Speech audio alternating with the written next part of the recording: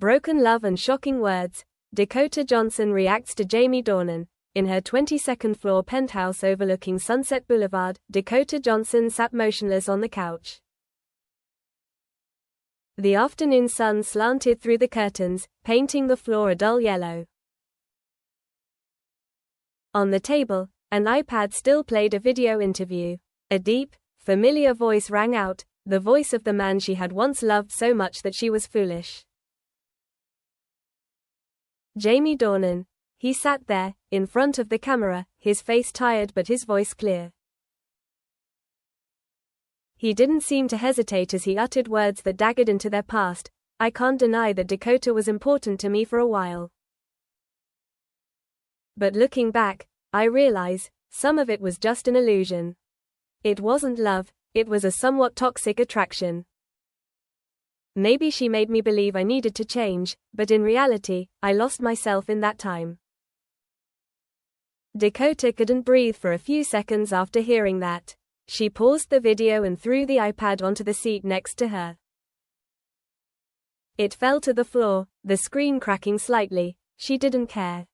The only thing that made her heart ache wasn't the broken device, but the broken trust. A love story no one believed was real. When 50 Shades of Grey first came out, the whole world focused on Jamie and Dakota. They were the embodiment of desire, passion, and intense emotion. But what not many people knew was that they had actually fallen in love in real life, quietly, secretly, while Hollywood thought it was just a PR stunt. Dakota once told close friends, "I don't know where this is going. But when Jamie looks at me, I see a world where I can be myself." And Jamie once wrote in a note left in her car, "When I'm with you, everything else is quiet." They loved each other without noise, without public images. Because Jamie was still married to Amelia Warner, and Dakota, though once considered the third person, chose to remain silent for love. They only met late at night after the filming, or in discreet hotels in New York. That love was not pure, but it was not mean either. It existed between two complicated souls, where both felt safe, until it collapsed. Jamie changed, or was never sincere. Dakota began to feel something different after Jamie left Amelia. At first, she thought it was freedom, a new beginning. But the closer they were, the more Jamie became distant. He became quiet, often dropped calls, or made excuses about being busy. Once, Dakota asked, "Are you sure you're here for love, or just because you just lost a family?" Jamie didn't answer.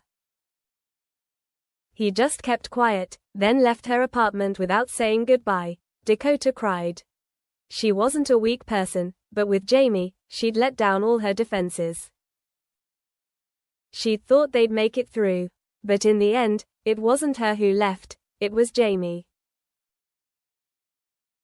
He stopped contacting her, and then, a few months later, in an interview, he openly talked about the wrong time with Dakota, as if she was some insignificant mistake.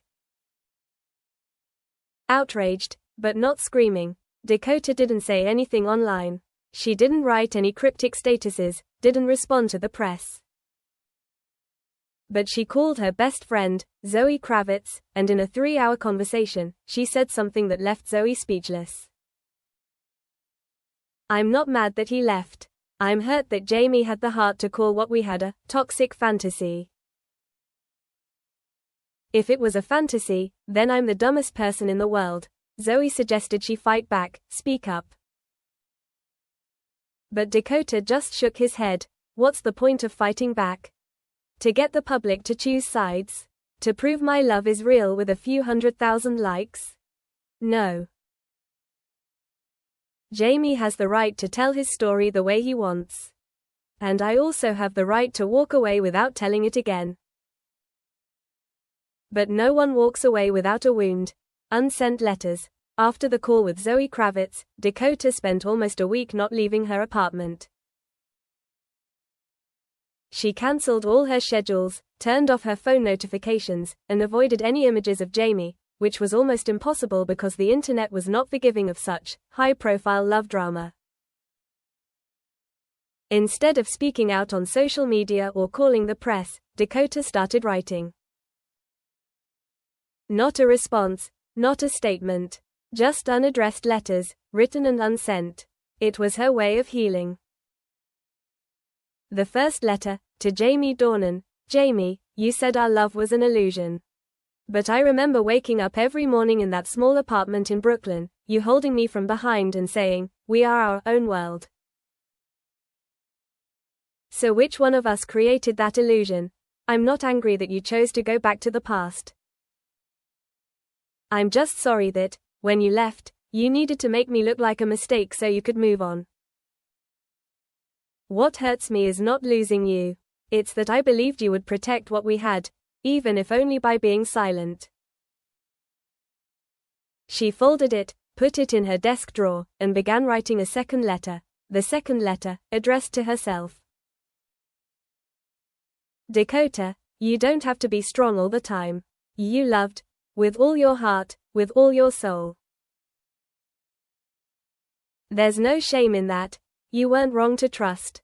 You weren't stupid to choose to love someone who wasn't ready. But enough is enough. No one has the right to turn you into a shadow in their memory, to erase their image. You're not an illusion. You're real. And one day, the real person will see you, whole. A strange call, from an unexpected person. A few weeks after Jamie appeared on television with his confession of regretting being with Dakota, some reporters began to shift the conversation. Did Dakota know this all along? Was Jamie just being a victim? Was there a secret war between the two? The story was a mess. And then, one evening in early November, Dakota received an unexpected call from Amelia Warner. They had never spoken more than 5 sentences, except for a few casual greetings at awards ceremonies. But this time, Amelia took the initiative. Sorry for calling out of the blue. Amelia's voice was soft but not cold. I know it's not easy for you. But I think, maybe I'm the only one who understands what you're going through. Dakota was silent. She didn't know what to say. Amelia continued. I used to resent you. But then I realized, Jamie's not the victim. And you're not the cause. Some people come into your life not to stay, but to make you face the true nature of the person you love. After that call, Dakota burst into tears. Not because Amelia forgave her, but because she felt seen, for the first time in months.